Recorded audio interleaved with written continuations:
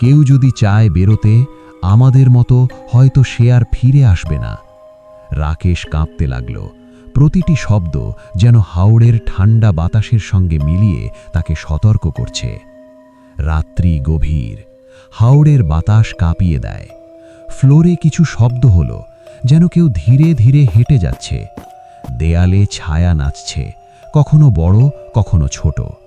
হঠাৎ রাকেশ লক্ষ্য করল একটি ছায়া মানুষের আকার নিয়েছে, মুখ নেই। আমার নাম মনে করো, আমি এখানে একা নই। রাকেশ চিৎকার করতে চাইল, কিন্তু গলা বন্ধ। ছায়ার একটি হাত তার কাঁধে ছুল। হাওড়ের শীতল বাতাস যেন তার শরীরে ঢুকছে।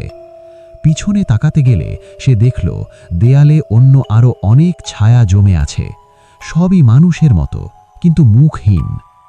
রাকেশ বুঝতে পারল এই বাড়ি শুধুই পরিত্যক্ত নয়, হাওড়ের ধারে এটি যেন বাঁধন হয়ে আছে।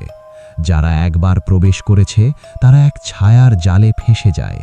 রাত্রির আলোয় সে দেখল পুরনো জোড়া দম্পতির ছায়া। তারা আর মানুষ নয়। ছায়াগুলো ফিসফিস করল, চেষ্টা করো, বের হও। তবে যাদের মতো হয়েছি তারা আর ফিরে যায়নি। রাকেশ সব খাতার নোট পড়তে থাকল। সেখানে লেখা, যে ব্যক্তি সত্যিই সাহসী সে বাড়ি থেকে অতীতের কাহিনী জানতে পারবে। সাহস না হলে ছায়াগুলো তার আত্মা খাবে। রাকেশের হৃদয় তীব্রভাবে কেঁপে উঠল। রাত্রি গভীর। রাকেশ লুকানো দরজা খোলার চেষ্টা করল। দরজা খুলতেই একটি ভাঙা আলমারিতে পুরনো ছবি, চিঠি এবং একটি ল্যাম্প। ল্যাম্পে আলো জ্বালালে ছায়াগুলো তার চারপাশে জমে দাঁড়ালো।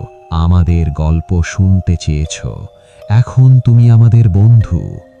ছায়ার মুখে দেখা গেল পুরনো জোড়া দম্পতির হাসি, শান্ত মুখ।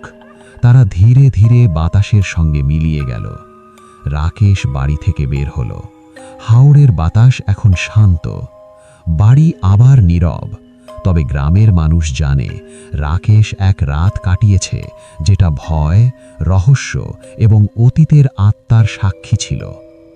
শেষ মন্তব্য, পরিত্যক্ত বাড়ি এখনও আছে। যারা সেখানে যায় তারা গল্প নিয়ে আসে, কেউ সাহসিকতার সঙ্গে, কেউ ভয় পেয়ে। হরিপদ গ্রামের সেই বাড়ি রাতের আলোতে ছায়া নাচায় এবং নতুন আগন্তুকের জন্য অপেক্ষা করে।